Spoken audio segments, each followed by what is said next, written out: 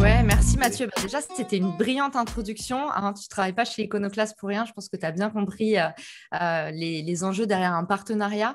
Effectivement, North America, ils sont très en avance sur nous. Euh, Au niveau du co-marketing et du partenariat, ils ont bien compris déjà les enjeux, c'est-à-dire que l'enjeu, c'est clairement l'hypercroissance et l'hypercroissance à moindre risque. Donc, en fait, aujourd'hui, en France, on est souvent confronté au duopoly, c'est Facebook Ads, Google Ads, et nous qui faisons du gros, je pense que ça va être un sentiment partagé par Sacha. Bah, souvent, quand on parle avec d'autres gens, quand on échange avec des e-commerçants ou des bizdev, bah, ils nous disent, bah, nous, c'est un petit peu automatique, c'est un réflexe de publicité pour aller chercher de l'acquisition. Sauf que, bah, il y a d'autres moyens d'écraser la concurrence, il y a d'autres moyens d'améliorer ton produit. C'est tout simplement te rapprocher d'un écosystème partenarial. Et en France, particulièrement, on a un petit peu des croyances limitantes sur le sujet. On regarde beaucoup la concurrence. On est souvent obsédé par les compétiteurs, donc on fait des benchmarks. Et à côté de ça, il n'y a jamais un moment où dans ta strat, tu te poses et tu dis, OK, qui fait partie de mon écosystème et qui peut m'apporter de la force au sein de cet écosystème.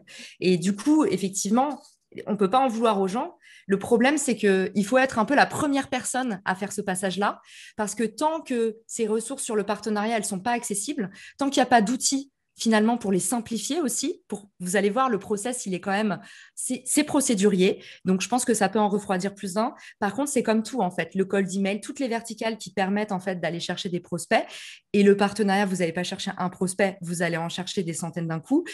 Il faut respecter des étapes, mais à partir du moment où vous documentez ces étapes, la feuille de route, elle devient facile. Super, super. Et justement, avant de rentrer dans le vif du sujet, euh, on parle de partenariat, mais tu parles aussi beaucoup de co-marketing. Est-ce que juste on peut redonner un petit élément de définition sur qu'est-ce qu'un partenaire? Est-ce qu'il y a une différence avec le co-marketing? Est-ce que c'est un terme qui vient des US? Voilà, je suis juste curieux pour bien poser les bases avant de démarrer. Ouais, alors, tu as tout à fait raison. En fait, quand j'ai lancé Richmaker, donc moi déjà pour me présenter très rapidement en termes de background, j'ai passé 8 ans aux États-Unis et je faisais du gross marketing. Là-bas, ça s'appelle pas du gross marketing, ça s'appelle du marketing parce que là-bas, leur façon de faire du marketing, c'est tout le temps très orienté performance, automatisation et optimisation. Et du coup, j'ai fait ça pendant 10 ans et j'ai lancé des marques françaises sur le marché US. Parce que les marques françaises qui se lancent sur le marché US, elles ont toutes un peu la même barrière à l'entrée. Elles sont pas du tout préparées en termes de budget à ce qu'il faut mettre sur la table pour se lancer aux US. Donc en fait, on est obligé d'aller vers des verticales qui sont ultra héroïstes très très vite. Et surtout, en général, ils n'ont pas du tout la hauteur de leurs ambitions pour se lancer. Donc on commence toujours avec un très petit budget. Donc naturellement, en fait, au fil de mes expériences, j'ai commencé à masteriser un peu le partenariat parce que j'en ai fait 1 million. Du coup, je me suis dit, le partenariat, c'est déjà un terme très fourre-tout. Et c'est pour ça qu'il n'est pas sexy. Aujourd'hui, tu as beaucoup de boîtes qui appellent leurs clients leurs partenaires. Donc déjà, ça crée des amalgames. Parfois, c'est un fournisseur, parfois, c'est un prestataire. Enfin, on ne sait plus trop à la fin ce que ça veut dire. Donc moi, pour rendre ça un petit peu plus concret, j'ai pris la notion co-marketing, qui est aussi un terme très fourre-tout aux US. Vous allez voir si vous tapez dans la barre de recherche co-marketing, il y en a qui en font avec des influenceurs, tout ça. Moi, je me suis dit, OK, co-marketing, du coup, le partenariat, c'est l'ombrelle. C'est la collaboration de deux entreprises ou plus. Et ensuite, tu as des actions de co-marketing. Et une action de co-marketing, c'est tout simplement une action marketing qui est menée à plusieurs. Donc, en fait, il y a une stratégie commune. Tu vois, il y a un effort commun. Donc, ça permet un petit peu de structurer la notion de partenariat. Un partenariat entre plusieurs acteurs et autant d'actions de co-marketing qu'il y a d'actions marketing possibles. Ok, hyper clair. Et ben justement, si je me mets à la place d'un sales, par exemple, tu viens de m'embaucher, Caroline, et je suis désolé, j'arrive, je suis sales, mais en fait, je suis un peu un boulet, enfin, je n'y connais rien en partenariat. Et là, on fait un petit point, et en fait, juste après, je dois m'y mettre, quoi. Mais j'y connais rien. C'est quoi les possibilités pour moi? Il y a plusieurs types, je crois, de co-marketing. Justement, toi, tu as fait l'effort de structurer ça un petit peu. Moi, j'aimerais Mmh. bien comprendre. Dans le levier, à l'intérieur du levier partenariat, qu'est-ce que je peux faire pour m'y mettre, quoi? Est-ce qu'il y a des typologies de partenariat ou de co-marketing? Alors, en fait, le co-marketing, c'est comme le marketing, sauf que la différence, elle se fait dans l'opérationnel. OK? Parce qu'au lieu de gérer une équipe de 15, c'est 30 et tu vois le truc. Par contre, genre, c'est toujours la même chose quand tu fais une stratégie marketing ou co-marketing. Un, c'est le ciblage. À qui tu t'adresses? Ça, c'est ta priorité vraiment. Ensuite, c'est quel est ton objectif? Et là, tu vas dire, bah, OK, moi, je veux générer un max de leads. Donc là, je vous ai fait un truc très orienté vente. Je veux générer un max de leads. Il y a d'autres marques qui disent, bah, moi, je veux me transformer. Il y a d'autres marques qui vont dire, en fait, moi, je veux de l'engagement parce que je suis à la ramasse totale. Mes comptes réseaux sociaux, ils stagnent complètement. Tu as d'autres marques qui vont dire, bah, moi, il faut que je fasse des ventes très, très vite. Vente et lead, c'est encore, tu vois, pas tout à fait la même chose. Donc, en fait, voilà, un ciblage, un objectif marketing. Et puis après, on va aller chercher le bon partenaire. Mais ensuite, tu vois, la feuille de route, elle est exactement la même d'une stratégie marketing à une stratégie co-marketing. On se pose les mêmes questions finalement. Ok. Le gros écueil du partenariat, et c'est ça que j'avais mis dans mon post LinkedIn, c'est que en fait, les partenariats, les Français ont fait ça vraiment au pifomètre. C'est un peu un truc de machine à café. Et justement, comme c'est pas normé, comme c'est pas standardisé, c'est pas documenté, bah du coup, c'est un peu en mode ah machin, tu sais, le mec de la cafette, il est sympa, son produit finalement, c'est un peu la même audience que la nôtre. On devrait faire des trucs. Moi, j'entends Ouais, tout le temps ça. Et tu vois, c'est dommage parce que c'est pour ça que les partenariats, ils capotent beaucoup. C'est qu'en fait, tu as l'impression que les gens, ils signent leur partenariat et après, ils disent, bah tiens, qu'est-ce qu'on pourrait faire? Et ils font des trucs un peu au pif. Finalement, si tu suis la bonne feuille de route, ta stratégie marketing, elle réussira au même titre et elle sera aussi traquable que ta stratégie marketing globale. trop cool. Bah, hyper clair. Est-ce que tu veux qu'on rentre dans le vif du sujet et même, je crois que tu voulais peut-être partager quelque chose? Non, surtout pas. On déteste le concret chez nous. Ouais, je vous partage ma presse. Alors, je vais avoir besoin de vous parce que du coup, j'ai tous les... Hop, je te mets cher. Est-ce qu'on est bon? Est-ce qu'on est bon? Est-ce que vous voyez bien mon écran en plein écran? Très bien. Top. Ok, excellent. Alors, donc du coup, les actions de co-marketing. Alors ça, c'est un petit peu, je disais à Mathieu hier, ça l'a fait rigoler, je lui ai dit en fait, je l'ai inventé. C'est-à-dire que ça, c'est 10 ans de partenariat qui partent dans tous les sens que j'ai essayé de mettre dans des cases. Mais on est parti vraiment juste d'une expérience empirique. Si vous voulez, il n'y a pas de vérité vraie. Moi, c'est ma façon de structurer. Pourquoi? Parce que quand j'ai lancé mon SaaS Richmaker, qui permet aux marques de se rencontrer par type de partenariat, il a bien fallu que je segmente. Donc, en fait, ça me permet de poser un peu les premiers jalons de normer les partenariats et qu'est-ce que c'est qu'un partenariat. Donc, du coup, en action co-marketing, on a la traditionnelle, tout le monde la connaît, les jeux concours. En général, c'est même limite irritant parce qu'on en a vu tellement passer. En fait, c'est tellement avéré que les collabs pour les jeux concours, c'est un quick win que malheureusement, tu as des marques qui, au lieu de faire un partenariat vraiment réussi, un truc un peu dense qui poursuit sur la durée, comme la marque Respire par exemple, ils font genre un partenariat par semaine avec le plus de marques possible. Mais du coup, ça déjà, on sait que le jeu concours, vous visualisez tout ce que c'est et à quel point en fait c'est bénéfique, que ce soit pour faire monter ton engagement en social media ou pour par email pour aller récolter un maximum de leads en un minimum de temps. Ok. Ensuite, tu as le partenariat média. Le partenariat média, c'est le traditionnel échange de visibilité. Donc, en fait, là, on est sur deux marques qui s'aiment et qui vont parler l'une de l'autre sur leurs canaux. Bête et méchant. Le programme de fidélité, on va le voir par la suite. Vous connaissez aussi, c'est par exemple la marque Marionneau qui décide de faire profiter à sa communauté de clients d'offres exclusives négociées avec des partenaires privilégiés. Co-branding, on est sur une collection, un coproduit commun entre deux marques. Alors, on parle souvent du co-branding dans la mode. C'est ce qu'on visualise le plus, c'est la collection H&M et Chanel. Ça n'existe pas, désolé. Pourquoi pas? Peut-être qu'on Ça est pourrait, avant-gardiste ça pourrait. dans ce live. En tout cas, voilà, ça, c'est un co-branding. On en parle beaucoup dans le B2C. Fago et Egg, par exemple, ça, c'est un co-branding un peu plus crédible. Et puis, en fait, il y en a aussi dans le B2B. Tu vois, typiquement, Sacha, toi qui es grosse, tu as Benoît Dubos qui a une agence de grosse qui s'appelle Scalesia. Il a fait Ouais, un bootcamp croisé avec une autre agence grosse qui s'appelle Conquistador. En fait, tu as beaucoup de schémas maintenant, même dans des agences qui font la même chose, de coopétition. Et en fait, l'idée, c'est, on a compris que de toute façon, il y avait de la place pour tout le monde. Nous, on a choisi de se spécialiser dans des verticales spécifiques. En fait, on va mutualiser nos forces pour créer un pool commun de prospects et créer une nouvelle offre. Et en fait, eux, ils font des bootcamps. Donc, tu vois, c'est là où c'est vraiment un co-branding. Ils n'ont pas juste fait de l'apport d'affaires, comme on va le voir après, ça c'est plutôt dans la catégorie affiliation. Ils se sont dit, on va densifier notre offre en tant qu'agence et créer quelque chose de spécial. Et ils ont sorti le super bootcamp avec Conquistador, qui se trouve dans une baraque dans le Pays Basque, tu vois, qui est vraiment quelque chose à part. Donc là, ils sont allés chercher vraiment à compléter leur offre de produits. Ça va au-delà de l'avantage commercial. Les événements, je n'ai pas besoin de vous en parler parce que je vais les détailler après. Distribution, Vous les voyez énormément en ce moment, ça va être tout ce qui est shop in shop. Par exemple, maintenant, quand on va chez Franprix, il y a des rayons Emma. Donc, c'est un peu surprenant. D'accord. Avec le Covid, on a vu beaucoup d'hybridation retail, comme on dit dans le jargon. C'est-à-dire, en fait, il y a eu des élans de solidarité entre marques. Des marques qui ont accueilli d'autres marques qui ne pouvaient pas être distribuées pour pas que les commerces soient mourants. Donc, voilà, ça, c'est des partenariats de distribution. Il y en a d'autres qu'on connaît qui sont les pop-up stores ou les concept stores. Et pareil, on va le détailler ça par la suite. Le partenariat de contenu, on va pas le détailler, donc je vous en parle juste quelques minutes maintenant.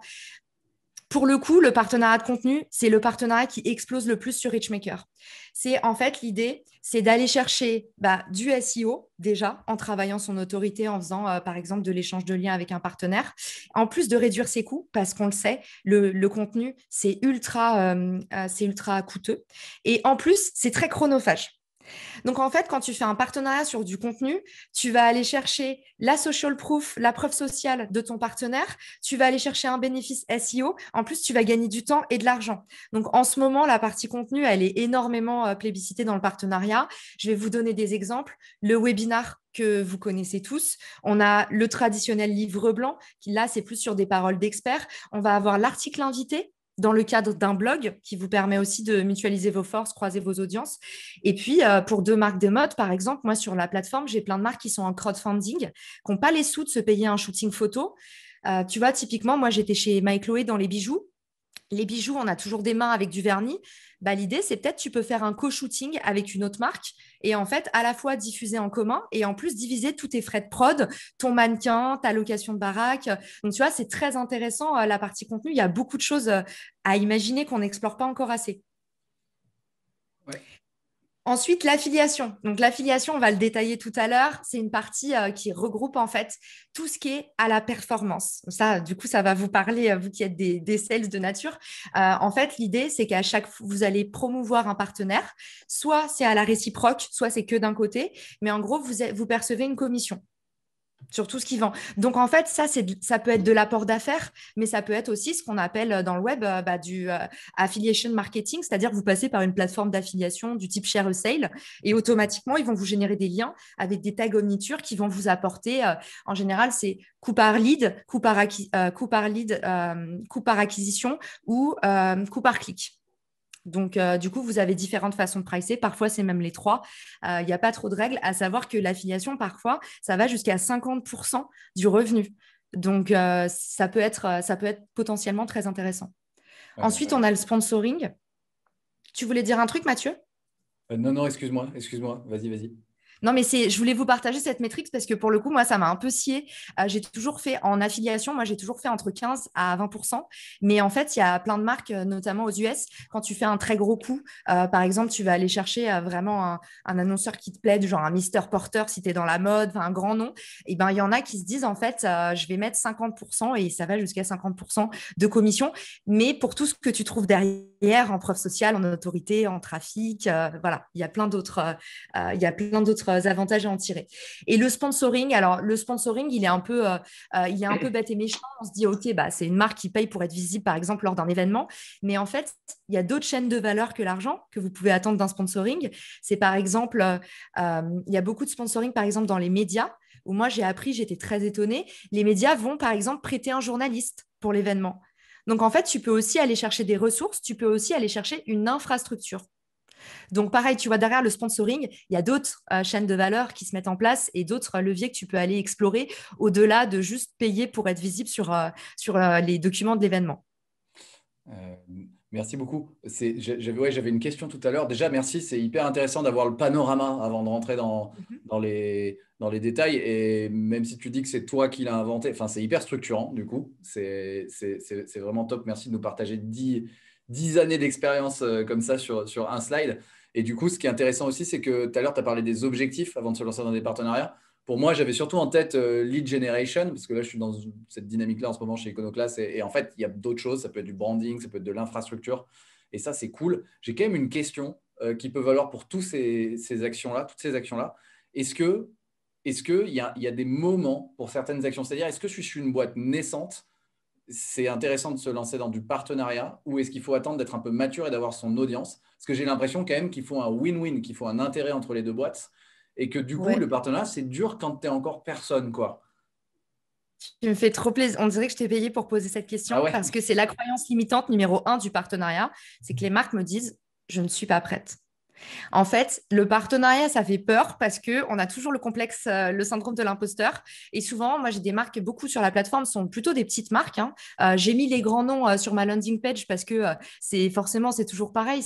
C'est ces plateformes-là qui m'offrent de l'autorité. Mais moi, j'ai énormément de petites structures. J'ai énormément de gens qui viennent pour justement, qui sont en stade de crowdfunding. En fait, l'idée du partenariat, c'est juste partir à chaque fois de comment est-ce que je peux faire un truc au maximum héroïste, maximiser mon retour sur investissement. Et ça passe par minimiser ton risque. Donc, en fait, si demain, tu vois, je te donnais cet exemple de partager tes frais de shooting, typiquement, si tu es une agence qui veut te lancer, moi, j'en ai aussi beaucoup sur la plateforme qui viennent dire, bah, en fait, je cherche, on a fait d'ailleurs une room là-dessus cette semaine, chercher tes premiers clients, tes bêta-testeurs, tes ce que tu veux. Moi, j'ai pas mal d'offres sur la plateforme. Par exemple, une agence qui fait du lead gen qui dit, bah, moi, je veux me lancer. Par contre, j'ai besoin de mes premiers clients. Donc, moi, je cherche 5 use cases gratuits. Donc, j'offre la gratuité et en échange, j'attends un plan de visibilité avec un retour très précis sur ce que le client en a pensé. Donc, en fait, ça te permet d'avoir déjà tes premiers use cases et en plus une vitrine de visibilité puisque tu as des clients qui derrière s'engagent. Là, je te parle de visibilité, mais ça peut être de la recommandation, du parrainage. Tu peux aller chercher plein de choses derrière. Pareil, tu pourrais faire un événement. Si t'es, mais vous allez voir, je veux pas spoiler parce que je vais les détailler après. Mais si tu es, par exemple, une jeune marque qui se lance et que tu as envie de tester ton produit en physique, t'imagines ce que tu dois déployer comme ressources pour aller louer un magasin, monter une équipe, former une vendeuse, trouver des emplacements. Enfin, c'est tout un métier. Et pour le coup, pour être plus véloce, il suffit que tu ailles chercher un partenaire qui a déjà un réseau physique et que tu lui proposes, par exemple, la location d'une shelf, d'une étagère. En fait, ça se fait beaucoup aux US, c'est les shop-in-shop. Tu as même Top Shop. Je sais pas, je suis sûre que vous connaissez, je ne crois pas qu'il y en ait en France, mais il y en a à Londres, par exemple. Top Shop, le 5e étage de leur magasin, partout dans les US, et c'est une des plus grosses marques US, c'est du shop-in-shop. Ils ont leur 5e étage qui est rempli de mini-marques. C'est un Hmm. use case passionnant. En fait, eux, ils se sont dit, on va le mettre au dernier étage parce qu'on sait qu'eux, ils vont driver un trafic de malades Ouais, c'est vrai. naturellement. Et en plus, on va rentabiliser du food floor. Donc, c'est vraiment, enfin, ça, c'est un vrai win-win. Et je me demande pourquoi en France, on ne le fait pas encore assez. Mais là, ça commence. Il y a de plus en plus de shop-in-shop. Et il me semble qu'au BHV, c'est quand même, il me semble avoir vu, enfin, c'est peut-être pas exactement ça, mais qu'ils ont quand même un étage avec plein d'îlots, avec des marques. Et, Je t'avoue que je suis rentrée en France, il y a eu le Covid tout de suite, donc j'ai ouais, pas ah encore oui, ça fait un moment que. tout. Mais en tout cas, typiquement, tu vois, si tu es une petite marque, et même à aller, là, je vous cite tout de suite un grand nom, Top Shop, où il y a peut-être plus de contraintes, mais tu vas aller voir un concept store et en fait, tu as tout à fait des forfaits où tu vas louer une étagère pour 1 000 euros par mois. Et en fait, tu n'as pas de force de vente, ils s'occupent de toute la partie supply chain, tu as très peu de stockage. Donc en fait, c'est quand même, c'est tout bénef. Mais on va voir le use case tout à l'heure. Eh ben allez, on y va, on y va. J'ai bien répondu à ta question, Mathieu? Ouais, ouais, franchement, merci beaucoup, c'est super clair. Et je pense que je spoil déjà un peu la suite, alors Ouais, mais en on va gros, la laisser question à se avancer. poser, c'est toujours ce dont j'ai besoin. Et après, ce que tu as apporté, si tu n'as pas de communauté, au pire du pire, c'est ton énergie, ton capital humain, parce que l'humain, c'est vraiment énorme, c'est ultra important dans le partenariat. C'est ce qui ressort en premier. Et pourtant, je fais une plateforme SaaS, donc je suis pas censée m'en vanter, mais je sais à quel point c'est important. Et deux, votre temps. Donc, si vous voulez aller voir un partenaire qui est ultra occupé, qui est ultra sollicité, le moment où vous lui proposez une opération clé en main, comme celle que je vais vous drafter, en fait, ça fait toute la différence. C'est signé ici et basta, et c'est tout bénef et il n'y a pas de risque. Donc, tu vois, c'est ça que tu peux mettre dans la balance. Il y a toujours quelque chose à mettre, même si tu débutes. Ok. Donc, là, on a vu les actions co-marketing, mais il y a les actions. Ah, ça il ne marche pas. Les actions de co-marketing qui cartonnent, en réalité, c'est ça. Comme je vous disais tout à l'heure, ça sert à rien de faire des actions qui sont des coups d'épée dans l'eau. Moi, j'en ai marre de voir des partenariats qui sont des jeux concours où il n'y a rien derrière. Donc, en fait, aujourd'hui, ce qui va marcher dans un partenariat, c'est la combinaison de plusieurs actions marketing, comme pour vos campagnes marketing. L'idée, c'est d'aller vraiment créer une vraie relation avec votre partenaire et pas faire 10 partenariats par an, mais peut-être en faire 4 qui ont vraiment du sens, qui sont un partenariat que vous allez accompagner sur toute la durée. Donc, il va y avoir un jeu concours en entrée de funnel. Après, il va y avoir du contenu, un événement, peut-être à la fin une collection. Voilà, vous devez aller chercher absolument plus de densité parce que c'est ça qui va faire la différence entre une opération qui cartonne, sur laquelle vous allez vraiment avoir du ROI et qui va en plus jamais desservir votre marque parce qu'il y a souvent des contraintes d'image derrière le partenariat et une opération qui risque un petit peu de diluer votre identité de marque et de lasser votre audience. Intéressant. Ensuite, Mathieu, il m'a dit, les 9 actions de co-marketing, tu vas nous endormir si tu les dis toutes et si tu nous présentes 9 use cases. Donc, moi, je veux qu'on se concentre sur celles qui vendent. Et la réalité des opérations de co-marketing qui génèrent un max de ventes, c'est celle-là. Donc, ça va être le co-branding, le contenu, les événements, l'affiliation, programme de fidélité et distribution. Mais si vous voulez vraiment la vérité, celle qui génère mais vraiment, vraiment un max de ventes, c'est celle-là. Et du coup, c'est celle qu'on va traiter aujourd'hui. Pourquoi est-ce que je dis qu'il génère vraiment un max de ventes et pourquoi j'ai enlevé le contenu et le co-branding? C'est parce que pour le coup, dans le co-branding, il y a aussi d'autres marques qui vont chercher d'autres choses. Par exemple, j'ai eu le CEO de Fago, Fred, il a fait son partenariat avec Aigle. Il me dit, moi, derrière ma collab avec Aigle, je ne suis pas sur un objectif de volume. Je sais qu'ils sont présents en Asie et moi, j'ai envie de m'implanter en Asie. C'est une super bonne façon pour moi d'aller tester mon marché à frais zéro et en plus d'avoir des bonnes pratiques, d'échanger. Tu vois, le mécénat de compétences, il est aussi valable dans les partenariats, de prendre des bonnes pratiques, un savoir-faire de la part de mon partenaire sur un nouveau marché que je veux pénétrer. Et la partie contenu, elle génère des ventes, mais pour moi, c'est moins frontal, même si comme je vous l'ai dit, il y a beaucoup de porosité. Dans le contenu, il y a souvent de l'affiliation. Il peut y avoir En fait, voilà, c'est poreux, mais j'ai sorti ces 2 verticales-là. La première qu'on va traiter, du coup, c'est le programme de fidélité. Et j'ai pris 2 inconnus de chez Iconoclast. Oh là là, c'est personnalisé. Pour traiter, c'est juste la première slide parce que je n'ai pas eu le temps de faire les autres, si tu veux les coulisses. Mais du coup, on a 2 personnages différents qui vont vous illustrer un petit peu le programme de fidélité. Les programmes de feed, pareil, c'est franchement une des verticales les plus explorées sur Richmaker. En gros, l'idée, c'est qu'on a d'un côté, une marque qui est en général, le persona type, c'est une DNVB, une nouvelle marque, une startup. Voilà, on a une startup qui, elle, veut générer énormément de ventes rapidement et veut exploser. Pour ça, elle se dit, au lieu de faire de la pub et de payer fort en coudac, je suis prête à rogner un peu ma marge. Et du coup, je suis chaude de proposer un discount parce que je sais que derrière, je vais potentiellement avoir un schéma de rétention intéressant. Donc, en fait, tu as une marque qui va dire, OK, je te mets à disposition de tout ton pool de clients. Je vais vous prendre un exemple très concret. En ce moment, là, j'ai le droit d'en parler puisqu'il a commencé avant-hier. On a signé un partenariat entre Emma et Chloé et Marionneau. Donc, Emma et Chloé, c'est la startup. Donc, en fait, c'est mon use case est validé en direct. Emma et Chloé, c'est ma startup. Eux, ils ont envie DNVB, Caroline, une DNVB, c'est une Digital Native Vertical Brand, c'est ça? Ouais, c'est un peu les marques du web, mais c'est pour ça que j'ai pris startup parce que je veux que ce soit un petit peu plus général. Donc, du coup, on a Emma et Chloé. Emma et Chloé, en gros, eux, ils ont un objectif de faire un maximum de ventes et ils veulent générer un maximum de visibilité. OK. Derrière, ils ont une superbe communauté, ils ont un produit qui cartonne bien et ils ont un produit sur lequel, en bijoux, normalement, tu marges convenablement. Donc, tu peux te permettre d'offrir des discounts. Ce qu'ils ont fait, c'est un partenariat avec Marionneau. Marionneau, ils ont 2 millions d'utilisateurs sur leur base de données. Donc, tu vois, c'est autre chose que nos bases de données de start-up. Ils ont une très forte présence aussi sur les réseaux sociaux. Mais eux, ils ont un problème parce qu'ils doivent vraiment aller ambiancer en permanence leur communauté et genre proposer tout le temps des nouveaux avantages exclusifs aux membres, c'est-à-dire ceux qui ont la carte de fidélité. Okay. En gros, là, ils font un partenariat où tu as à la fois un jeu concours, donc ils vont aller ambiancer la communauté social media, créer un peu d'émulation et des passerelles entre leurs 2 marques. Et en même temps, Emma et Chloé fait cadeau pour le programme de fidélité Marionneau je crois que c'est un bijou pour 150 € d'achat. Enfin, je suis pas certaine de ce que j'avance sur l'avantage qui a été proposé, mais les thématiques sont toujours la même. Soit tu offres un produit, soit tu offres un produit à partir d'un certain palier d'achat. Et là, Marionneau se dit, trop bien, je fais monter mon panier d'achat. En plus, tu vois, c'est au lieu de faire des soldes, par exemple, c'est une très bonne alternative. Et en plus, du coup, tu as un avantage exclusif à proposer à tes membres. Donc voilà, ça, c'est le programme de fidélité. Marionneau et Emma et Chloé, moi, j'ai énormément de néobanques qui sont sur Richmaker. Je pense à Vibe notamment. Vibe, ils cherchent en fait sur la clientèle des ados, des marques qui sont chaudes pour justement proposer un discount en échange de pénétrer en fait leur communauté qui est eux, ils ont une base de données énorme d'ados qui sont en plus des clients puisqu'ils sont dans leur banque. Donc, des gens qui sont prêts à dépenser. Donc, tu vois, il y a une voie royale pour un échange de bons procédés. Super. Bah, nous, chez Iconoclast, on cherche des communautés de gens qui se reconvertissent potentiellement dans la vente. Donc voilà, profite pour faire passer le message. Excellent, je te mettrai une offre sur Il faut vraiment Richmaker. qu'on s'inscrive J'ai besoin. sérieusement et qu'on documente tout ça sur Richmaker. On n'a pas été très bon élève. Non, mais pour le coup, il y a de plus en plus d'agences qui sont aussi sur Richmaker et soit qui font du co-packaging, soit qui font de l'apport d'affaires, soit qui font des événements. Mais on va pas spoiler.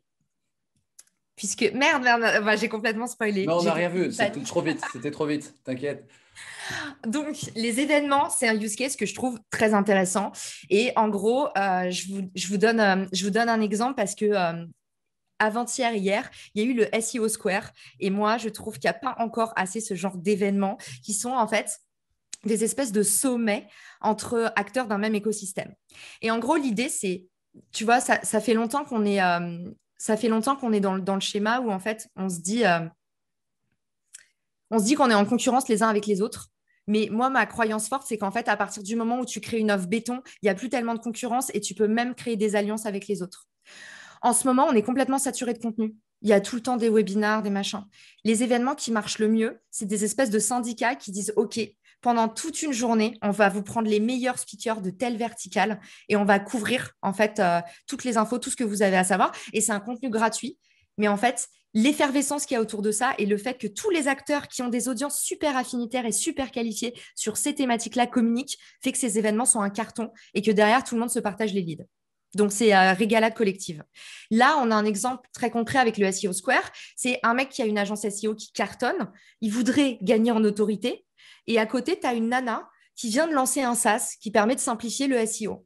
Tu vois, ils ont tous les deux des choses à s'apporter. Et ici, tu vois, tu as Patricia, bah, j'ai mis groupe, c'est mal noté, mais en gros, elle lance son SaaS. Donc, c'est un petit produit. Mais en gros, elle a déjà une audience qui est qualifiée, même si elle est petite. L'important, c'est qu'elle soit qualifiée. Déjà, elle va avoir du reach sur LinkedIn et nous, on adore le reach, Mathieu. Et en Ouais, plus, ouais. elle adore et en plus, elle a un outil innovant qu'elle va pouvoir apporter qui va servir un nouveau un use case un peu sexy, un peu visuel, tout ça. Donc ici, tu vois, tu as l'exemple de genre un newbie qui finalement arrive dans un super événement et va chercher derrière du lead, de la visibilité, de l'autorité. Super, super clair, en apportant plein de valeur. Exactement. Et celui-là, je vous l'ai mis en image parce que c'est un événement qui m'a énormément inspiré. Et moi, justement, je suis en train de, là, j'ai dans le pipe de lancer un événement Grosse France parce qu'il n'y en a pas. Et en gros, c'était le Content Summit. C'était l'année, ouais, c'était, je sais plus quand c'était. Excusez-moi, j'ai un bug. Mais du coup, c'est un événement qui a été lancé par PlayPlay. Et Ouais. ce qu'ils ont fait, c'est qu'ils ont réuni seulement 8 speakers et ils ont eu 15 000 inscriptions.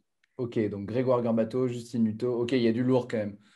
Ouais, exactement. Et donc ça c'est un événement qui est sur le contenu. Donc je me dis, putain, pour un outil comme PlayPlay, c'est ultra sympa pour gagner des leads, tout ça. Et puis c'est aussi en termes d'autorité, tu vois, ils ont eu toutes les plus belles marques, les marques les plus sexy.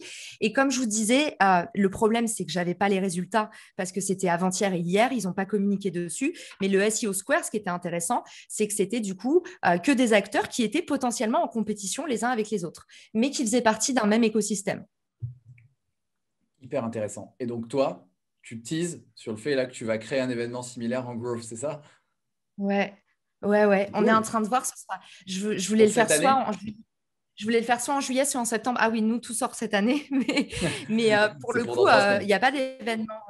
En fait, ce qui m'a donné envie, Mathieu, c'est l'événement Grosse Europe de HubSpot. Et en fait, à ce moment-là, je me suis dit, mais j'adorerais être speaker là-bas. Et après, je me suis dit, mais en fait, on n'a pas d'événements grosses en France. Et c'est trop C'est dommage vrai. parce que tu vois, ce genre d'initiative de PlayPlay, elles ont cartonné. Nous, dans notre écosystème, on connaît tous les mecs les plus brillants, les Pontes, les machins, les Benoît Dubos, les trucs. Et je me suis juste dit, mais en fait, pourquoi on n'appellerait pas tous nos potes et qu'on fait un événement à 10 spécialisé grosse. C'est clair, ce serait dingue. Bah voilà, c'est dans le pipe. Mais pour le coup, voilà, les événements, pour moi, ça, c'est vraiment un quick win, tu vois. c'est régalade, régalade de lead. Et puis en plus, tu proposes du contenu, tu proposes de la valeur. Et en plus, ce qui est génial, si tu es une agence, c'est qu'en fait, on sait tous que le pain point de l'agence, c'est que le client, il faut le rencontrer plusieurs fois, il veut vraiment échanger avec toi, tout ça. Là, en fait, tu as le côté humain. Donc, tu n'es pas en train de faire du cold email ou du call phone. En fait, tu es directement en train de représenter ton agence en traitant un use case précis. Donc, en plus, l'étape de créer le premier lien, il est déjà fait. Donc, Ouais. pour moi, c'est double bénéfice, tu vois. Ouais, les gens viennent à toi. C'est vrai que c'est une démarche différente. Et normalement, si tu prépares bien le truc et que tu apportes pas mal de valeur dans ton intervention, c'est l'occasion de briller aussi. Donc ouais, je confirme que, en tout cas pour Iconoclast, les événements, c'est pas du tout ce même type d'événement, mais on en fait aussi. Par exemple, en partenariat avec Pôle Emploi, où on va faire des Tellement. démos, des présentations au métier de la vente.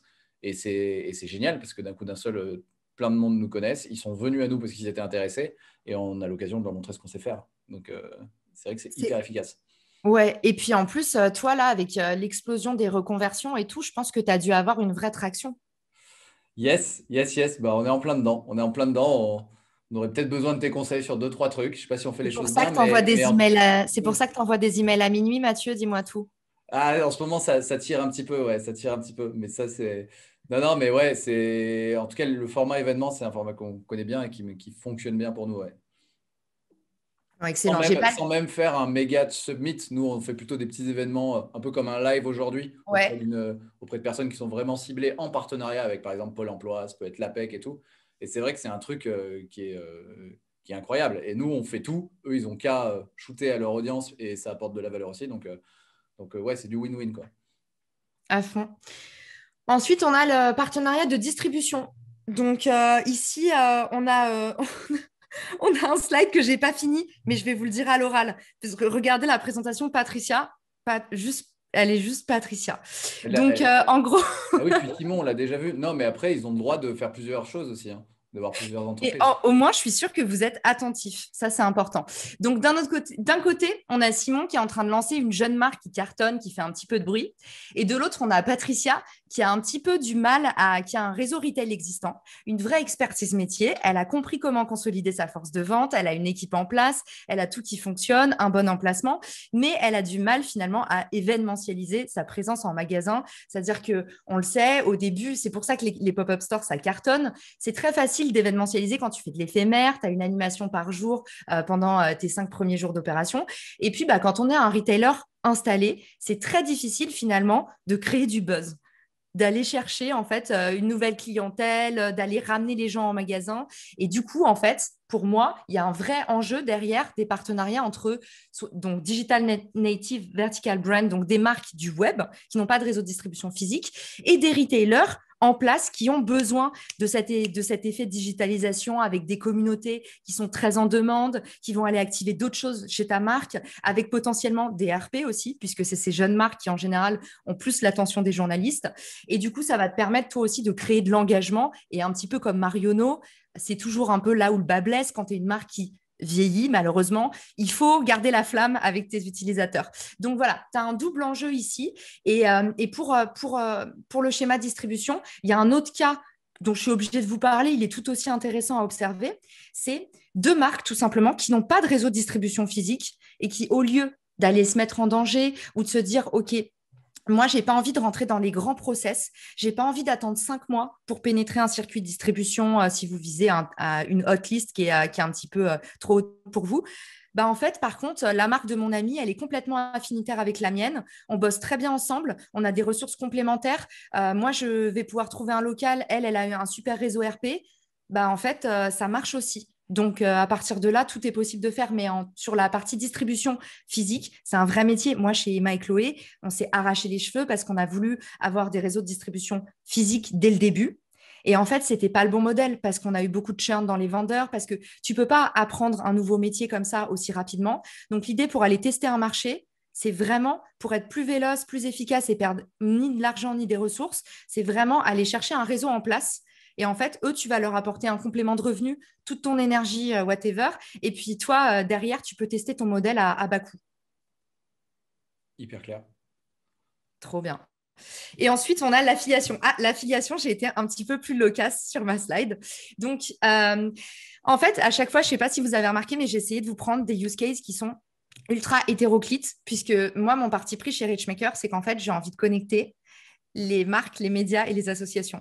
Alors du coup, on se dit, mais si tu parles à tout le monde, tu parles à personne. Moi, en fait, je veux que mon produit, il comporte beaucoup de sérendipité. Et c'est d'ailleurs ce qui se passe là dans les premiers use cases que j'observe. Donc en fait, moi, j'ai envie de dire qu'aujourd'hui, les marques sont des médias. Les médias sont devenus des marques. Les associations ont les mêmes enjeux que les marques pour se développer. Donc en fait, je me dis, tout ça, c'est un même écosystème de gens qui, juste via la collaboration, vont trouver le moyen de se connecter à un écosystème et générer du ROI sans dépenser des montagnes en publicité. Donc, du coup, là, je vous ai trouvé un exemple de médias et marques. Et une problématique qui revient souvent, les médias, ils sont étranglés aussi pour aller chercher du chiffre. Donc, en fait, on a Simon d'un côté qui a une chaîne YouTube qui fonctionne très, très bien, mais il voudrait générer du revenu. Et de l'autre côté, on a Patricia. Patricia, elle a une marque qu'elle vient de lancer. Tu vois, là, on en vient encore à ce petit créateur d'entreprise qui n'a pas envie de… tu vois, la question qu'on nous pose tout le temps dans les ads, c'est mais il faut mettre combien pour commencer? Et en fait, ça ne fonctionne pas comme ça. Mais si tu veux en mettre le moins possible, il faut que tu fasses du partenariat. Et en gros, l'idée là, c'est que tu vas aller chercher l'audience de Simon, mais tu payes à la performance. Donc, en fait, tu es sûr d'être gagnant. Au pire du pire, tu as fait une erreur de ciblage et du coup, c'est pas le bon partenaire. Mais en gros, il faut que tu mettes en place le bon template pour te dire, OK, moi maintenant, je commissionne à hauteur de 20-30% sur tel et tel critère. Il faut que tu grillages un peu tout ça, que tu testes sur 5-6 partenaires. Et puis après, si ça fonctionne bien, tu peux scaler très facilement avec l'affiliation. Je vous donnerai un exemple tout à l'heure. Il y a plein de types d'affiliation. Là, j'ai voulu varier et vous donner un exemple avec un média. Mais comme je te dis, l'apport d'affaires, c'est aussi pour moi de l'affiliation. En fait, l'affiliation, pour moi, c'est vraiment tout ce qui est à base en commission base, Ok. sur la base d'une commission. Ouais, quelqu'un qui vous apporte un client qui est rémunéré à la com, même si c'est du Exactement. très physique, c'est de l'affiliation. Ok. Voilà, c'est ça. Euh, super. Bah, déjà, merci d'être entré dans les détails sur ces différents leviers. Et, euh, et là bah, en fait, tu vas nous expliquer comment on s'y met, c'est ça concrètement? Ouais, Ok. exactement. Maintenant qu'on a un peu compris les différents leviers, on va comprendre comment est-ce qu'on peut dès maintenant actionner tout ça. Et c'est pas si difficile que ça. Dans un premier temps, il faut identifier un partenaire. Alors, identifier un partenaire, le pire endroit pour le faire, comme j'ai dit, c'est la machine à café. C'est toujours une mauvaise idée. Pour identifier un partenaire, moi, en général, une petite méthode que vous pouvez mettre à exécution en 5 minutes, c'est les 3 colonnes. Dans la première colonne, vous mettez votre audience. Et là, vous allez jeter tous les partenaires, mais en vrai, tous les partenaires qui ont la même audience que vous, c'est-à-dire les usages corollaires. Qui est-ce qui va toucher la même clientèle que vous? Ensuite, vous faites une deuxième colonne. Dans la colonne du milieu, on est sur le culture fit. Qui est-ce qui a un alignement, vision, valeur, process? Je vous donne un exemple tout bête. Si dans la colonne 1, vous avez mis vous êtes la Redoute et vous ne faites pas d'angora. La Redoute, ils ont des critères, tu vois, très précis, ils ne font pas d'angora. Ici, dans la colonne 1, vous avez plein d'acteurs de la mode. Vous avez mis tous ceux qui avaient la même audience que vous. Dans la colonne 2, il va y avoir seulement les acteurs qui ne font pas d'angora. Parce que c'est très important d'aller chercher un partenaire qui a le même culture fit que vous. Que ce soit en termes de process, là, je vous ai donné un exemple sur les valeurs parce que c'est vrai que ça parle un peu à tout le monde, mais ça peut être le process aussi. Si vous êtes une marque où vous vous dites, moi, en fait, mon truc, c'est la vélocité, je veux délivrer, je suis en phase de testing tout le temps, c'est ma façon de fonctionner, mes équipes, elles réagissent à ce stimuli-là, n'allez pas dans votre colonne 2 mettre un acteur un peu monolithique où vous savez que vous allez avoir du mal à le bouger. Donc voilà, dans la colonne 2, vous allez transférer tous les acteurs de la colonne 1 qui ont passé le filtre du culture fit. Et ensuite, la colonne 3, bête et méchant, c'est tous les acteurs de la colonne 2 qui ont des ressources qui vous complètent ou qui vous renforcent. Je vous donne un exemple tout bête. Si dans votre stratégie marketing, la stratégie globale, vous vous êtes dit, nous, on veut vraiment cartonner sur YouTube. Cette année, YouTube, c'est notre canal, c'est là où on va mettre tout notre point de force, c'est là où on va faire vraiment notre exercice, c'est YouTube. C'est le case study de l'année. Dans votre colonne numéro 3, il faut absolument que vous filtriez les acteurs de la colonne numéro 2 qui ont encore une fois, soit une audience géniale sur YouTube que vous pouvez activer, Soit ils vont avoir un super speaker, par exemple. Donc ça, c'est une ressource. Moi, je le valorise aussi, hein. Tu sais, comme on a dit, on n'est pas que sur du tangible. Ça peut être des ressources, des compétences. Ça, c'est des choses qui se valorisent d'ailleurs très bien. Ensuite, tu peux avoir une infrastructure. Pareil. Le partenaire, il a un studio vidéo. Donc, pareil, ça, c'est actionnable immédiatement et ça va te permettre de faire des économies. Des économies, ça fait que forcément, ton chiffre d'affaires va être meilleur. Ensuite, le quatrième, il y a aussi autre chose. Attends, j'ai eu une notification, ça m'a perturbée. Donc, on a le studio, donc l'infrastructure, tu vas avoir les ressources humaines. Oui, la volonté. En fait, tu peux aussi te dire, ce partenaire, OK, pour l'instant, il n'a rien de tout ça, mais il a la même volonté que moi. Encore une fois, le capital humain. Le mec, il va dans la même direction. Et en fait, pour moi, ça rentre dans la catégorie ressources complémentaires. Tu te dis, OK, on est aligné en termes d'objectifs. Donc, en fait, c'est pas grave, on va s'épauler à deux et on va se diviser le travail. Mais du coup, le résultat est le même. Tu vois, je le mets aussi Ouais. dedans. Est-ce que c'est clair? Pour moi, c'est hyper clair. J'espère que pour vous aussi. N'hésitez pas dans le chat. Il y avait une question tout à l'heure, mais qu'on prendra à la fin, j'ai vu. N'hésitez pas à continuer à poser vos questions. Mais hyper, hyper clair. Ok, trop bien. Bah là, je vous avais mis le petit test que j'avais fait quand j'avais lancé Richmaker. Donc ça, c'était mes 3 colonnes. Et du coup, bah, moi, j'étais en phase de lancement pour Richmaker. Et du coup, je voulais aller prospecter.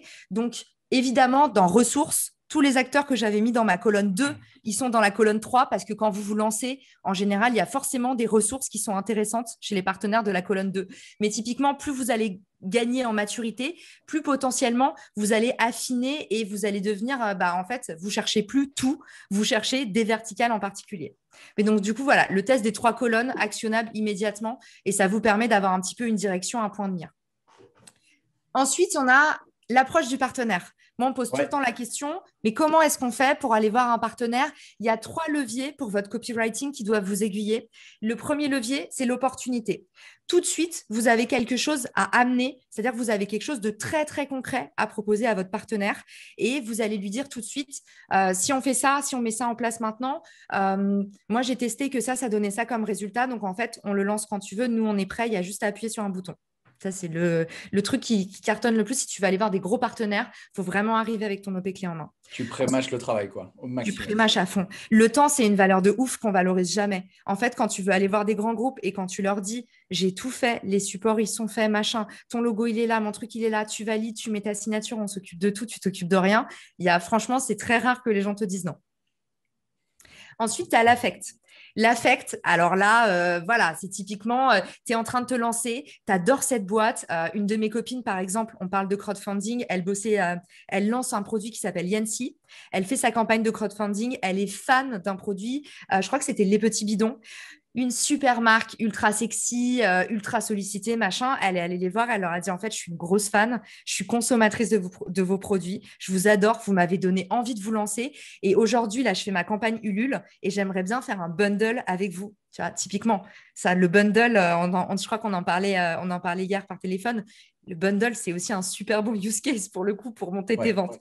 Donc là, en fait, quand elle fait son bundle, la marque, elle lui dit OK, je te file mon produit à prix coûtant. Elle, du coup, c'est une super vitrine d'autorité pour de se lancer avec un partenariat avec les petits bidons. C'est tout de suite, tu as l'effet waouh, même si le petit bidon ne communique pas, hein. Et en plus, tu as une nouvelle offre dans un moment où c'est un peu frugal. Tu viens de te lancer, tu as 3-4 produits, ça te fait en plus Mhm. quelque chose en plus. Donc voilà, donc là, typiquement, l'affect, ça fonctionne. Faut pas non plus larmoyer, mais quand tu dis allez approcher une belle boîte en disant je suis consommatrice, tu m'as donné envie de me lancer, whatever, ça fonctionne. Et, Ensuite, et un bundle, juste la question de Léa, ouais, merci Léa. Un bundle, du coup, c'est un terme anglais, ça veut dire un. Je vais te laisser traduire. Non, non, mais c'est une très bonne question. En fait, c'est un package groupé, Léa. C'est-à-dire que elle a dit le coffret Les Petits Bidons slash Yancy, il est à 35 euros. C'est le beau coffret cadeau. Et du coup, tu as un produit Les Petits Bidons et un produit Yancy. Et en fait, tu as énormément de marques qui font ça. Les bundles, en fait, c'est le fameux co-branding dont je vous parlais tout à l'heure. L'idée, c'est d'aller se co-packager. Et donc, voilà, typiquement, un autre exemple de bundle, Cosmity, ils font énormément de limited edition box avec des Emma et Chloé, des machins. Et en gros, à partir du moment où tu es sur une occasion cadeau, tu as 2 marques partenaires, en fait, tu divises tes frais de prod. Et à côté de ça, tu peux marger confortablement et tu croises tes audiences. Donc, c'est vraiment tout bénef. Mhm. Ensuite, c'était bien expliqué, Mathieu? Moi, j'ai tout compris et je crois que Léa dit merci, Pas à nous merci, dire, merci. Léa, parce que je ne vois Merci pas les beaucoup. questions du chat Si, si, pendant que bah, merci. C'est hyper clair de la part du Top. chat aussi. Et ensuite, il y a l'expérience. Alors, l'expérience, c'est un axe un tout petit peu plus filou, mais franchement, ça marche aussi de mes observations. C'est juste dire, en fait, j'ai eu cette idée et je voudrais tester ça. Est-ce que vous êtes partant? Et en fait, les marques, elles sont de plus en plus, surtout depuis le Covid, elles sont de plus en plus dans l'optique d'essayer des choses nouvelles, de tester. Et du coup, l'expérience, c'est aussi pour moi, je le différencie du deux. Tu vois, je pense que c'est une bonne chose de dire à une marque, OK, pour l'instant, j'ai pas ce use case, j'aimerais tester ça avec toi. Qu'est-ce que tu en penses? Mhm. Voilà, donc ça, c'est un petit peu les trois axes que j'ai distingués. Encore une fois, chez moi, tout ce que je vous dis là, c'est mon expérience personnelle. Donc, avec plaisir pour en discuter, en débattre et même l'enrichir si j'ai d'autres retours d'expérience. On n'attend que ça. Je vous ai mis le message parfait cold email. Donc, ça, c'est pas un cas, c'est pas un use case Richmaker. C'est un use case Secret CH, qui est un autre site que j'ai lancé. C'est une base de connaissances en français pour maîtriser Clubhouse. Et en gros, quand j'ai lancé ma base de connaissances, je me suis dit, OK, LinkedIn, c'est un bon canal. Mais en fait, tout de suite, je me suis dit, c'était l'essor de Clubhouse. Tu avais 1 million de produits qui sortaient sur Product Hunt. Et je me suis dit, en fait, le meilleur truc pour moi pour aller chercher des nouvelles audiences, ce serait d'aller me connecter avec tous les acteurs Clubhouse, en fait, qui font de l'outillage pour les utilisateurs Clubhouse et de me marketer comme la base de connaissances francophone sur Clubhouse. Très, très Bon, malin. en fait, oui, mais je vais te dire, moi, c'est tellement un réflexe pour moi, les partenariats. Mais en fait, on a eu des résultats en plus là-dessus. C'est des résultats qui sont immédiatement, c'est-à-dire que ça, c'est un email et c'est immédiatement actionnable l'effet que ça a eu sur mon trafic. C'est-à-dire que j'ai recruté 5 partenaires, ça m'a ramené 30% de mon trafic, boum, sans rien faire et sans dépenser 1 euro. Et Et en plus, juste pour l'audience, t'en es à combien d'abonnés sur Clubhouse? Juste pour qu'on se rende compte, hein, Caroline, elle a cassé le game de Clubhouse en France, quoi. je ne sais pas, je crois que je suis un peu au-dessus de 15 000. Mais Bah, tu sais, ça parle pas beaucoup parce que Clubhouse, c'est un réseau social qui est jeune. Du coup, quand tu dis 15 000 followers, c'est pas, c'est énorme ça sur parle Clubhouse en pas. France, en tout cas. Et, Merci Mathieu, et, j'apprécie euh, la flatterie. et c'est très cool. Et d'ailleurs, ouais, c'est très très cool de t'avoir, de t'entendre et de te voir. Du coup, on a pris l'habitude de surtout t'entendre sur Clubhouse. Donc, c'est cool de t'avoir en live avec l'image aussi. Mais tu m'avais déjà vu sur les très bonnes vidéos Behind the Skills, menteur. Exactement, exactement. Bon, en gros, du coup, je vous ai mis là mon template parfait pour l'offre de partenariat parce que c'est aussi une question que j'ai souvent. C'est qu'est-ce qu'on envoie comme message aux partenaires? Alors, moi, mon use case parfait, celui où vraiment, comme je vous dis, en une semaine, on s'est rapporté 30% de trafic en plus, c'est en fait titre très clair, très explicite, très court. Collaboration. Donc, soit vous avez entreprise 1 slash entreprise 2 avec un petit café. Vous pouvez aussi envoyer juste le petit café. Juste l'emoji café avec un point d'interrogation, ça cartonne. Après, c'est un peu plus filou. Moi, du coup, j'avais mis Collaboration with Secret CH. C'est honnêtement, c'est la même chose, mais l'idée, c'est dans le titre, très explicite et très court. Ensuite, on a le hook, l'accroche. Donc là, c'est une ligne sur le partenaire. Moi, je parle tout de suite du partenaire en premier. L'écueil numéro 1 dans les emails de sel, je trouve, c'est je suis machin de telle compagnie. Non, moi, je veux d'abord comprendre l'élément contextuel, en fait, le framing. C'est genre, qu'est-ce qui a provoqué cette rencontre et comment on oublie, nous, quand on reçoit un email, à chaque fois, on se dit putain, qui a encore chouré mon email? Qui a encore scrappé salement mon email dans une base de données? Donc, en fait, c'est toujours agréable de dire aux gens voilà comment je vous ai connu. C'est beaucoup moins intrusif que juste je vends ça. Donc, une ligne sur le partenariat et le contexte. Ensuite, courte présentation, mais vraiment moi, je mets 2, 3 lignes. Je suis, alors si vous êtes founder, c'est ultra, mais même founder de rien, ça c'est un média qui ne gagne aucun argent, donc c'est CEO de rien du tout. Mais dites vraiment, si vous êtes founder, même si c'est une petite boîte, c'est très important. Les gens adorent s'adresser aux décisionnaires. Donc, et puis si vous n'êtes pas founder, c'est pas grave. Vous dites, je représente l'entreprise. Mais voilà, si vous êtes founder, vous en privez pas. C'est prouvé hein, dans les emails quand il y a le titre CEO founder, ça ouvre beaucoup plus, ça clique beaucoup plus. Et du coup, petit argument d'autorité. Donc là, vous pouvez mettre aussi, je travaille avec machin et machin en icebreaker en mettant des relations en commun. Enfin, vous connaissez ça. Et tout de suite, la proposition de valeur. Et c'est là où le bas blesse en partenariat. C'est beaucoup d'emails où j'aimerais discuter de ça avec vous. Non, non, on ne veut pas discuter. On a déjà quelque chose qui fonctionne, qu'on a déjà testé, soit seul, soit avec un autre partenaire. Et immédiatement, proposition de valeur. Voilà ce que je peux apporter. J'ai la feuille de route toute prête. J'aimerais discuter de ça avec vous. Et du coup, là, on a le call to action avec un petit incentive qui dit, moi, j'aime beaucoup rapporter cette partie humaine. Quand on va chercher un partenaire comme ça sur de l'affiliation, c'est un échange de liens et c'est un échange de liens dans tous les termes. C'est vachement bien, moi qui viens de lancer un produit sur Clubhouse, d'avoir un mec qui est en Israël, un mec qui est en Allemagne, qui me raconte comment ça se passe avec ton marché, qu'est-ce que tu vois derrière Clubhouse, tu as été en contact avec qui dans la team. C'est super puissant en termes de networking. Donc, moi, ce que je fais toujours, c'est je vous contacte pour ça. Il y a des objectifs chiffrés derrière, il y a des métriques, je veux du résultat, mais je suis aussi chaude pour boire un café, on bosse dans le même écosystème, on lance un produit, on aime tous les deux Clubhouse, on discute. Donc voilà. Et en dernier, si vous vous adressez en général à des décisionnaires, et là, on est tous comme c'est des petits produits, en général, c'était que des CEO des boîtes de une personne qui sont nés par opportunité il y a 2 jours.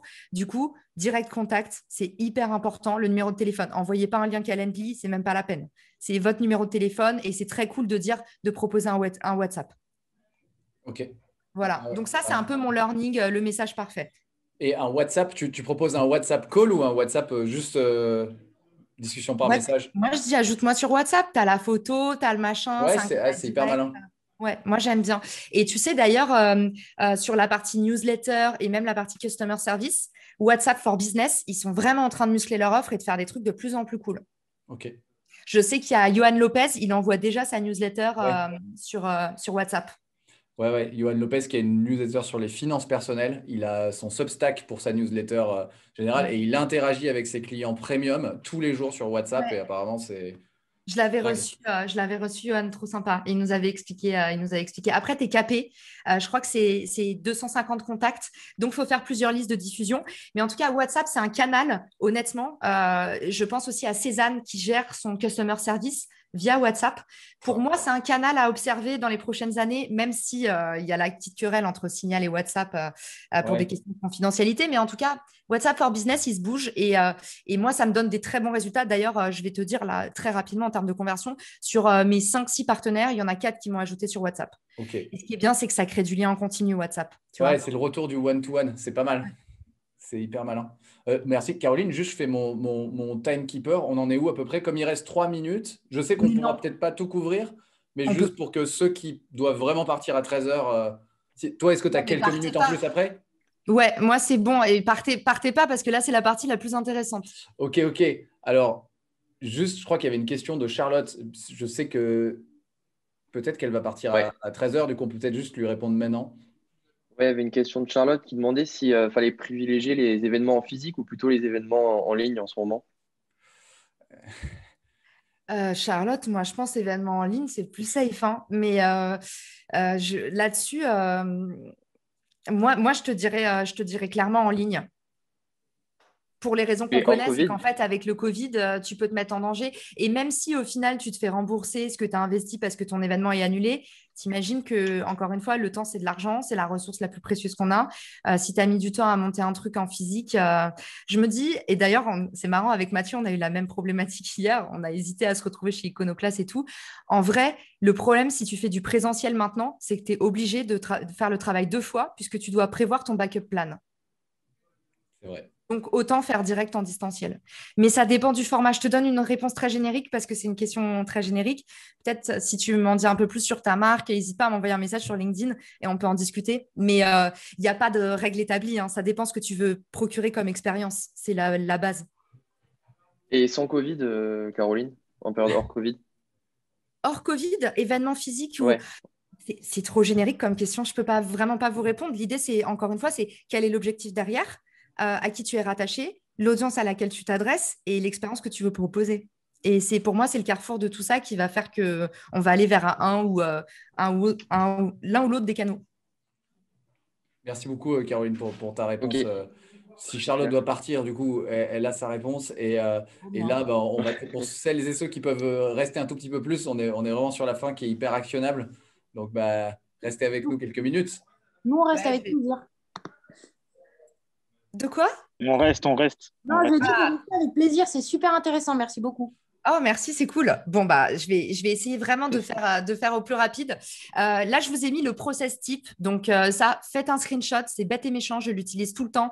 En gros, l'idée, c'est que pour Secret CH, quand j'ai lancé le site, j'ai eu genre 1 heure d'exécutif pour gérer cette partie partenariat. Donc, en fait, on ne se prend pas la tête. Souvent, ce que je vois, c'est que les gens veulent faire tout de suite at scale. On ne commence pas par faire at scale ces partenariats. Vous allez extraire une petite base de données. Donc, moi, je vais sur Product Hunt. C'est même pas moi qui l'ai fait, je vais vous dire, sincèrement, c'est ma stagiaire. Donc, je peux vraiment vous dire que c'est à la portée de Shiraz, qui a 19 ans et qui est en licence d'éco-gestion. Donc, vous êtes obligé de pouvoir maîtriser ce process. En gros, vous allez faire une liste sur Product Hunt.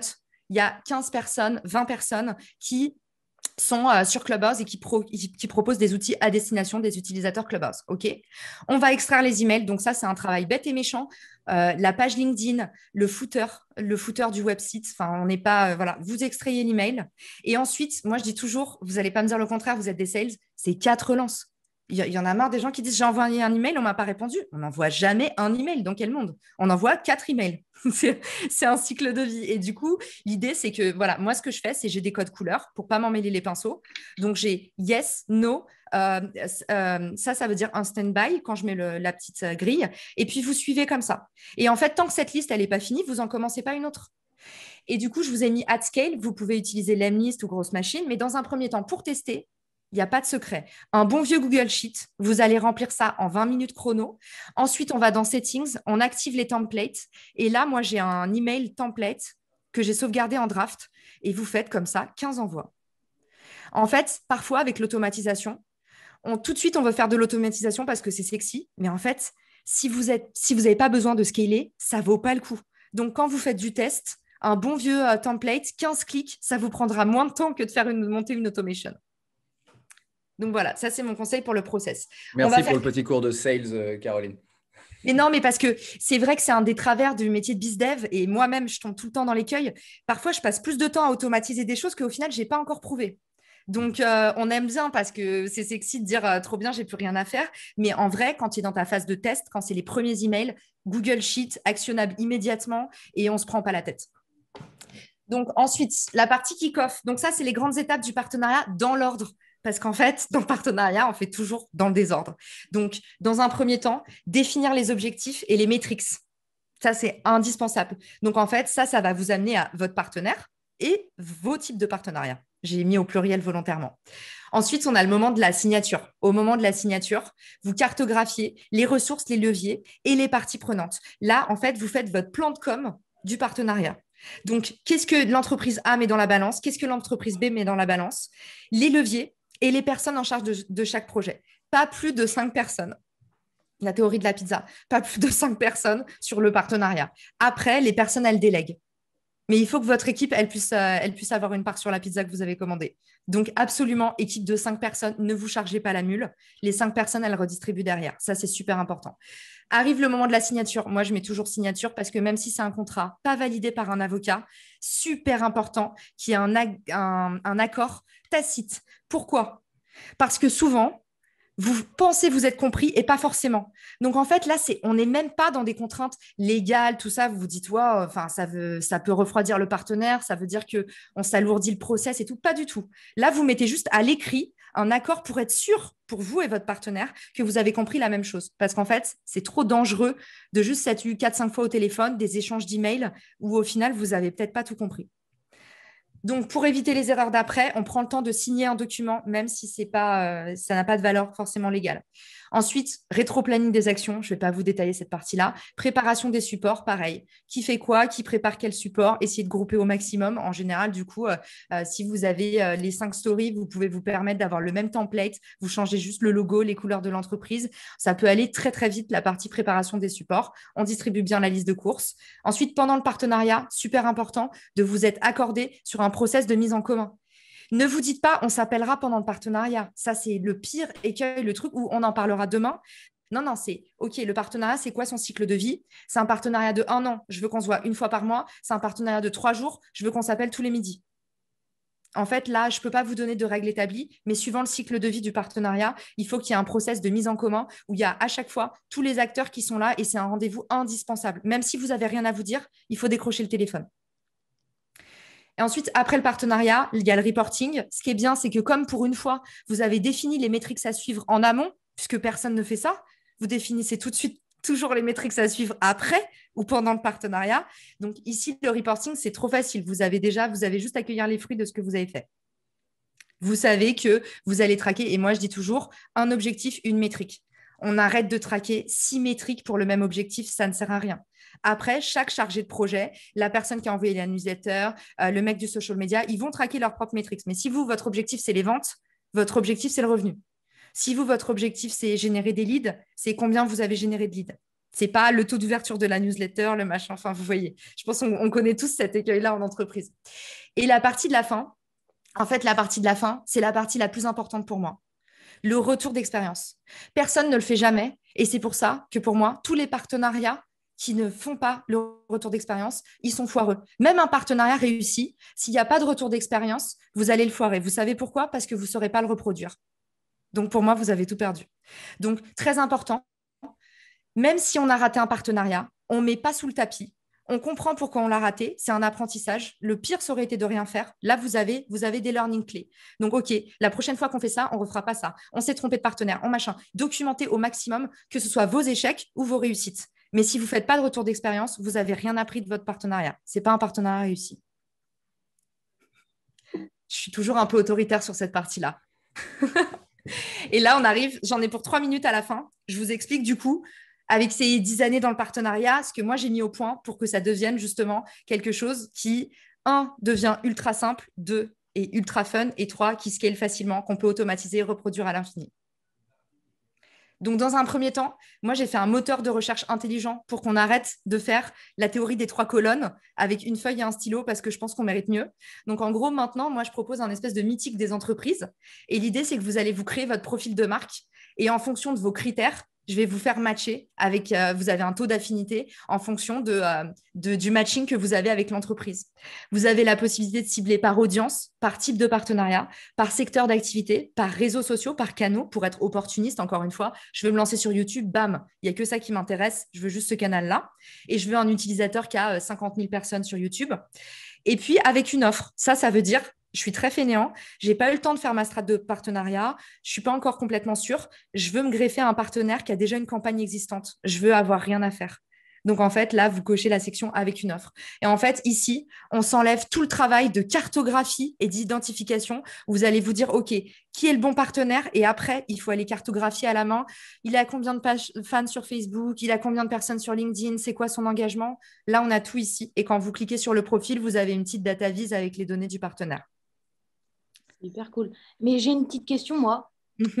Donc, quand tu me dis que tu penses à des startups, donc là, c'est des startups qui s'inscriraient sur ça, c'est ça? Tu veux avoir un gros pool de startups pour qu'elles puissent communiquer entre elles? J'ai pas que des startups. L'idée, c'est qu'en fait, nous, on est dans la cible de l'open innovation. C'est tous les gens qui veulent faire de la collaboration et qui veulent innover via le partenariat, diversifier leur coût d'acquisition, leur levier d'acquisition. Donc, typiquement, tu vois, j'ai des Marionneaux, là, c'est un bon screen, tu vois. J'ai pas que des petites marques.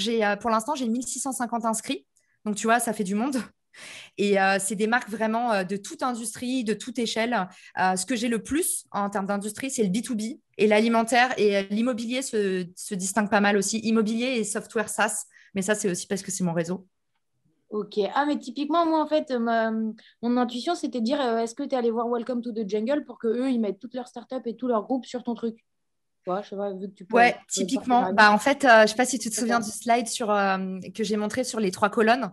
On est pile dedans. Moi, je suis vraiment dans les incubateurs, les pépinières. Donc, c'est avec eux que je suis en contact pour les partenariats. Welcome to the Jungle, c'est clairement une très, très bonne idée. Ok, maintenant, je voulais te la donner, du coup. Voilà. C'est excellent. Bérangère, je te dois combien? Non, mais voilà, en fait, nous, on n'a pas de problème d'acquisition chez Richmaker. On a déjà plein de clients. Nous, maintenant, ce qu'il faut qu'on fasse, c'est qu'on sorte le produit le plus vite possible pour pas que nos utilisateurs, ils se regardent en chien de faïence et qu'ils se disent, comme sur Clubhouse, il n'y a pas assez de fonctionnalités. Donc voilà. Mais non, c'est très cool. Pour l'instant, la plateforme, elle a fait un très bon démarrage et elle vit très bien. Et je vais vous montrer ce qui est disponible et je vais vous montrer ce que je veux faire. Donc, du coup, ce qu'on peut faire aussi, c'est poster une offre. En gros, il y a plein de marques qui arrivent, genre des Fago par exemple. Moi, le CEO de Fago, il me dit en fait, ma boîte email partenariat @fago.com, elle est déjà pleine à craquer. Il y a à boire et à manger. Moi, je fais les mêmes types de partenariats tout le temps. Je cherche que ce type de partenaire. Boum, tu postes une offre et tu reçois que des demandes qualifiées. Tu n'as plus besoin d'aller ouvrir 1000 boîtes de réception. Ça passe uniquement par là. Et moi, je préqualifie toutes les demandes en amont pour être sûr que ce soit pertinent pour toi. Donc, tu as un peu un premier filtre humain. Ensuite, quantifier son audience. Les marques, contrairement aux influenceurs, elles ne se rendent pas compte qu'elles sont assises sur des tas d'or. Donc, tu as un influenceur qui a 1000 followers, il va dire « Ok, tu veux un post, c'est 1000 balles. Mon audience, elle est comme ça. Mon engagement, il est comme ça. » Une marque comme Marionneau ou whatever, elle va avoir 2 millions d'utilisateurs. Elle est là « Oh là là, je ne sais pas ce que je peux demander à mon partenaire en échange. Je ne sais pas combien ça coûte. » Donc, moi, je veux sortir, là, ça sort ce mois-ci, le Reach Calculator. En gros, tu mets ta marque, tu mets tes métriques sur tes canaux. Donc là, je vous ai mis taux d'engagement, mais en vrai, on s'est rendu compte que ça allait être difficile à calculer pour vous. Donc maintenant, on met le taux moyen de tes vues, le taux moyen de tes likes, le nombre de personnes qui te suivent sur ta page. Et en fait, nous, on te procure un score. Et en plus, tu vas pouvoir drag and dropper ton partenaire et voir immédiatement si c'est un bon partenaire pour toi, le score de match, combien coûte ton audience, combien coûte la sienne. T'imagines pour négocier ton partenariat, s'il y a un truc à payer, bah, tu sais qui doit raquer. Alors que pour l'instant, les marques, elles sont un peu en mode tirage de corde. C'est des conversations en plus qu'on déteste avoir. On déteste parler d'argent en France. Donc voilà, le Reach Calculator, c'est une super bonne façon d'accélérer sur la partie contractuelle et la partie facturation. Et ça, c'est ce que je veux faire en août. Donc, c'est pour ça que j'ai du boulot. Je veux réussir à mettre tout le monde au même endroit, au même moment. Et qu'en fait, au lieu d'avoir une Dropbox avec les documents partagés, ton Google Doc, où en plus, tout le monde a ses petites préférences, moi, je veux faire une plateforme où en fait, tu as ta to-do list, les intermédiaires. Il n'y a plus besoin de décrocher ton téléphone dès que tu tires un trait de plume parce que en fait, la newsletter, si elle est envoyée, tout le monde reçoit une notif. Newsletter envoyée. Tu peux traquer en direct tes métriques. Tu as des documents partagés pour éviter qu'au bout de 15 échanges email, tu mettes la mauvaise pièce jointe en ligne sur le site et te taper la honte devant ton partenaire. Et puis, tu as le calendrier avec l'échéancier pour louper aucune date. Donc, voilà. Et je vous ai mis pour finir ma petite... À chaque fois, j'ai une petite citation. Normalement, c'est sharing is caring, mais j'ai dit à Mathieu qu'il aurait de l'exclusivité pour Iconoclast. Ah. Et du coup, voilà, pour se lancer, ça, c'est sur le marché US, 76% des entreprises, les partenariats jouent un rôle majeur dans la croissance de leurs revenus. Aujourd'hui, on dit souvent le partenariat, c'est pas traquable, tout ça. Toutes les entreprises qui font du partenariat et qui le traquent, c'est un vivier de croissance inouï. Donc, j'ai hâte qu'on puisse se lancer en France et faire de grandes choses.